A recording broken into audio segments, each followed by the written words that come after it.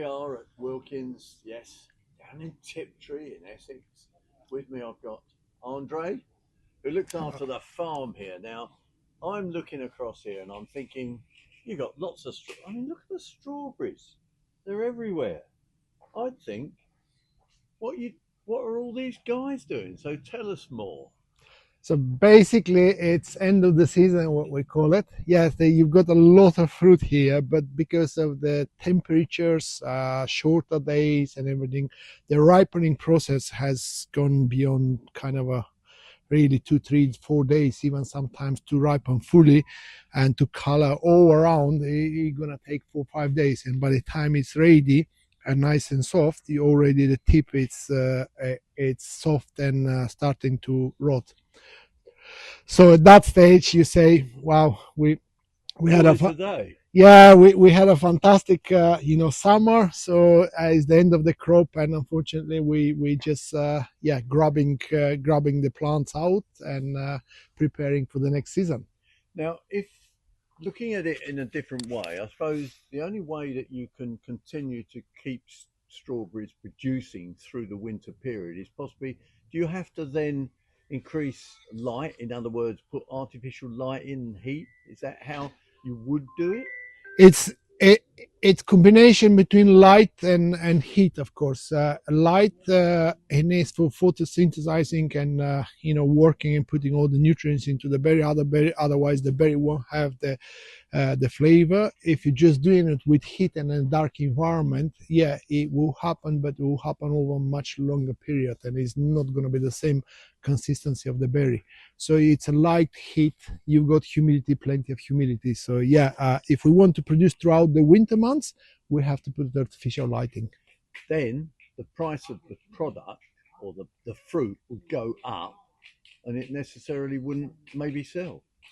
That's correct. If you put artificial lighting, it's cost associated with that. And yes, we will produce the volume. How much volume we'll produce, I don't know at the moment. I can't tell you, but definitely the cost will be much higher. So would the consumer be prepared to pay?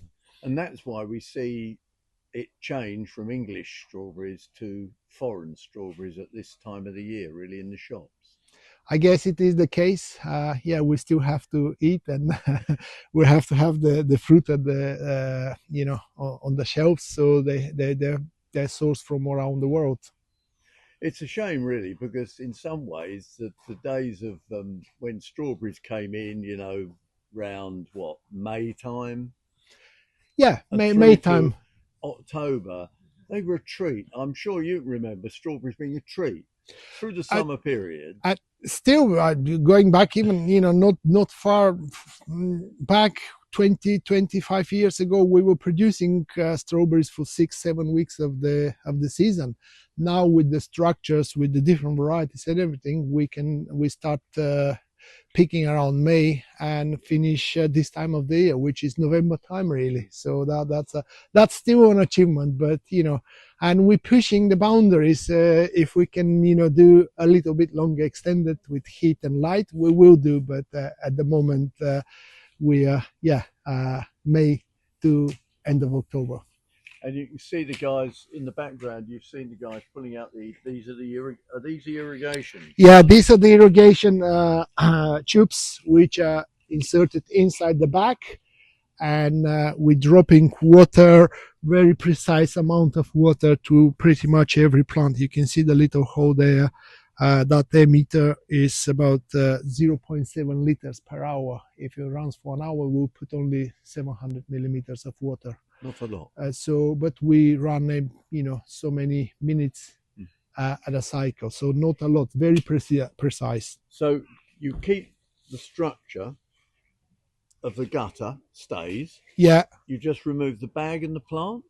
Correct. At this stage in this field, the bag is second year.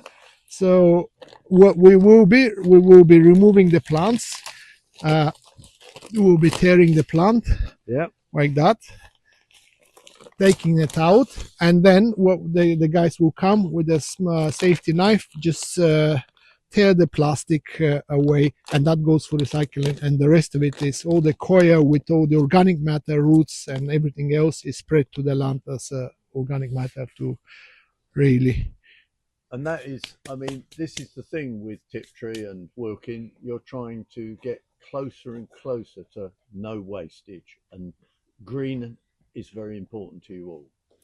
It is. Sustainability was the the most cost effective way, one thing, and was the most sustainable way.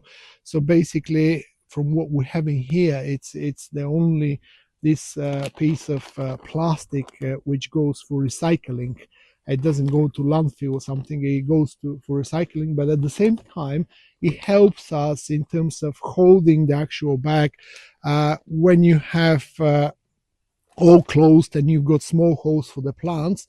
You actually keeping the moisture inside the bag and everything, and stopping evaporation, so it's much more effective for the plant and sustainable for the plant. At the same time, as you don't have so much evaporation, it does not increase the humidity around the base of the plants. Also helps on that front against the disease and everything, so you don't need to put any chemicals. So yes, sustainability is a forefront of what we do.